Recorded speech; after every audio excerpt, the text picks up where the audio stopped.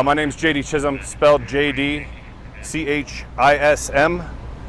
I'm a captain with the Denver Fire Department. I'm also our public information officer. Okay? Everybody copy, everything sounding good? Okay. Just an update, at 6:06 p.m. our fire crews were dispatched to an explosion here in the 400th block South Lincoln Street. When they arrived, they found a fourplex had experienced an explosion. The addresses are 457, 459, 461 South Lincoln. The building directly to the south of those have also been impacted. We're not sure if the residents will be able to go back in that building directly to the south of 461 South Lincoln. At this time, XL is working on shutting off the gas. You can see that we have XL crews are trying to dig up those gas lines to shut those off at the time. We also have XL has shut off power to the back of the structure as well, so fire crews can get in. Right now we have one person who's reported to be injured. Minor injuries has been transported by Denver Health to a local hospital. We are still working to locate one dog that's still missing. Residents are trying to help us locate where they were in the building. Firefighters cannot go in until the gas is shut off and that it's safe for us to work on getting farther into the building. Besides that, I don't have anything else. Do you have any questions for me? We don't know. We know there was an explosion at this point. We can't say for certain what has caused that explosion.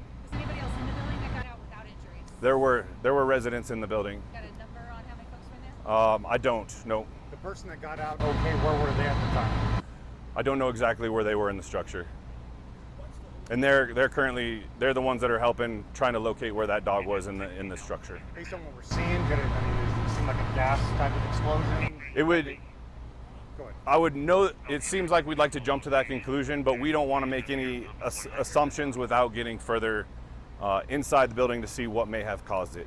Obviously, we're working with XL to shut off the utilities for any of those things if they may have been the contributing factors to what caused the explosion this afternoon. How long until they think they can shut off the gas? I would imagine that gas is going to be shut off within the next half hour. Residents up and down South Lincoln are going to experience outage on gas and electric. I don't know how far they can limit that shutdown. They're going to try to do everything they can to make sure that they're keeping everybody safe, trying to figure out what may have caused. One building, 3 different units? Correct. Go ahead, Mark.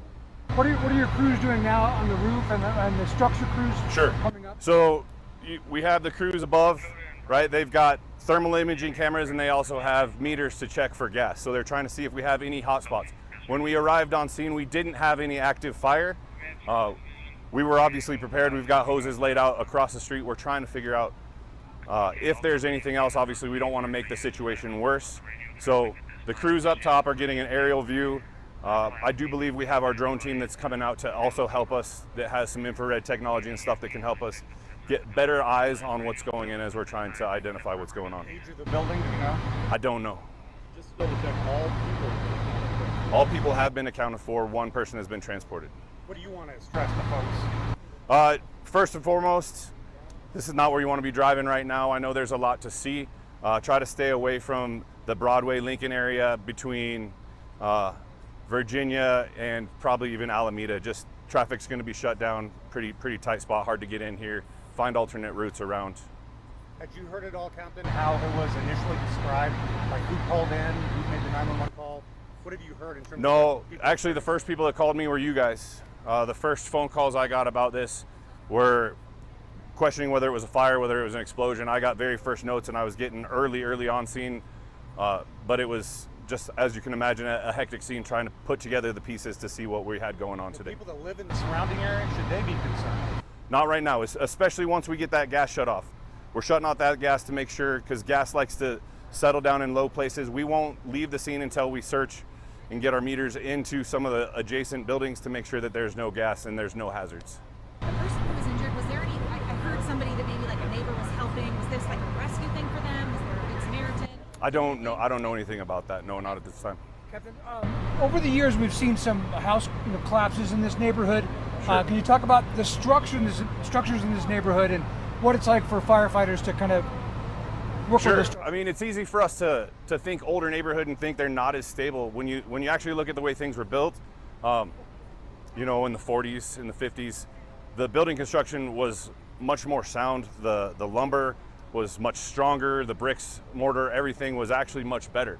So when we start thinking, oh, old buildings, they're more likely, more prone to collapse, that's not necessarily the case. That's why, you know, a lot of people that we see moving into these neighborhoods really want to keep the bones and the structures of these buildings, just because, I mean, the building was so stout back when these buildings were made. So that's not something to be causing concern right now. It's just, you know, a culmination of events, and as I said, we're still trying to put together what may have caused that.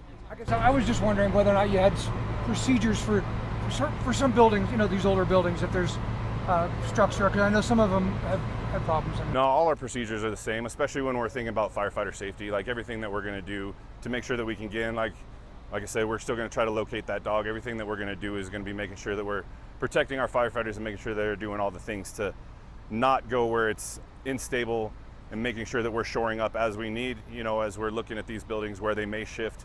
Like I said, it was a fourplex, so where we see the main body of debris, there's also part of that building that's still standing. We want to make sure that we can protect anybody from going in and out of that area and the buildings that are adjacent to it to the north. To be clear, the person that got out okay, and thankfully for that, no, like even scrapes or like blown back, anything along those lines? I can't speak to that. Okay. You guys good? All right.